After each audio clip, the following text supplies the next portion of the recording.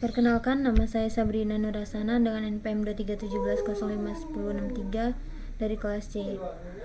Yang terhormat Bapak Febi Eka Febriansyah selaku dosen pengampu mata kuliah pengantar organisasi komputer. Saya akan menjelaskan materi, program, dan set instruksi.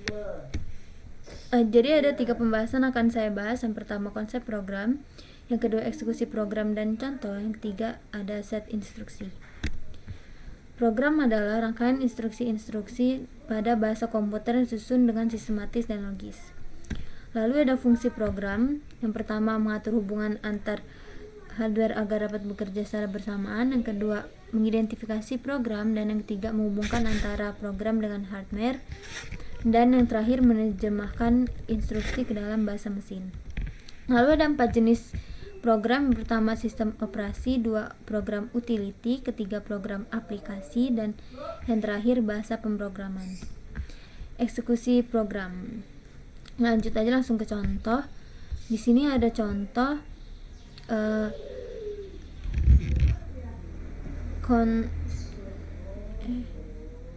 jadi ada contoh.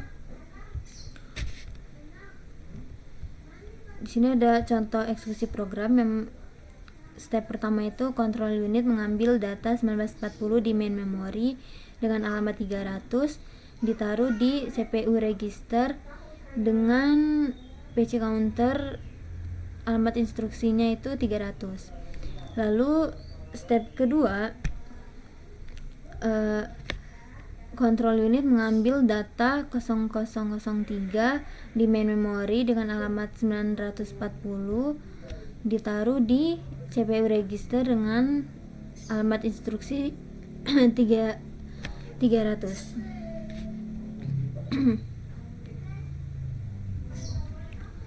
Lalu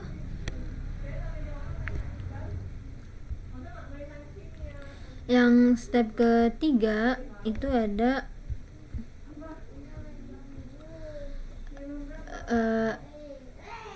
control unit dari data 1941 di main memory dan alamat 301 ditaruh di CPU register dengan alamat instruksi 301.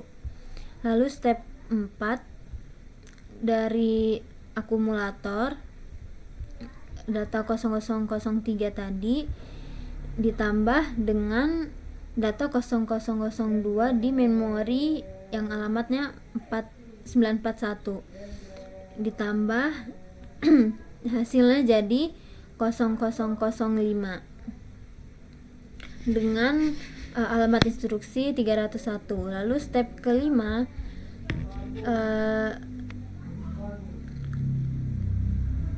dari data 2941 ini oleh control unit dikirim ke CPU register dengan alamat instruksi 302. Lalu maaf saya agak lupa ya.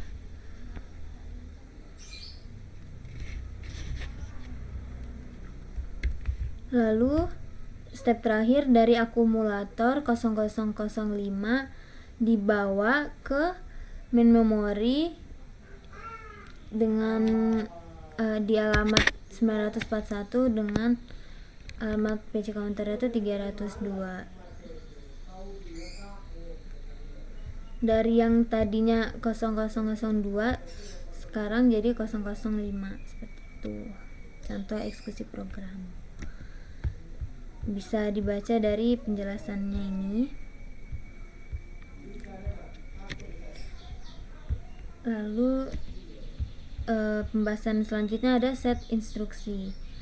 Set instruksi adalah kumpulan lengkap instruksi yang dapat dimengerti oleh sebuah CPU dengan sebuah kamus berisi daftar perintah apa saja yang dapat dilakukan oleh sebuah prosesor dan biasanya terikat dengan sebuah keluarga arsitektur prosesor tertentu.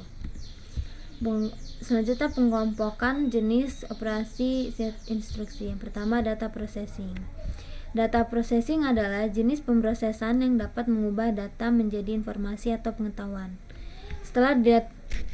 Setelah data ini diolah, biasanya mempunyai nilai yang informatif jika dinyatakan dan dikemas secara terorganisir. Istilah pemrosesan data ini sering dikatakan sebagai sistem informasi. Kedua istilah ini mempunyai arti yang hampir sama. Pemrosesan data mengolah dan memanipulasi data mentah menjadi informasi. Sedangkan sistem informasi memakai data sebagai bahan masukan dan menghasilkan informasi sebagai produk keluaran. Lalu yang kedua ada data storage, sering disebut memori komputer, merujuk pada komponen komputer, perangkat komputer, dan media perekam yang mempertahankan data digital yang digunakan untuk beberapa interval waktu. Penyimpanan data komputer menyediakan salah satu 3 fungsi inti dari komputer modern, yaitu mempertahankan informasi. Ia merupakan salah satu komponen fundamental yang terdapat di dalam sebuah komputer modern dan memiliki keterkaitan dengan mikroprosesor dan menjadi model komputer yang digunakan semenjak 1940-an. Lalu yang ketiga ada data movement.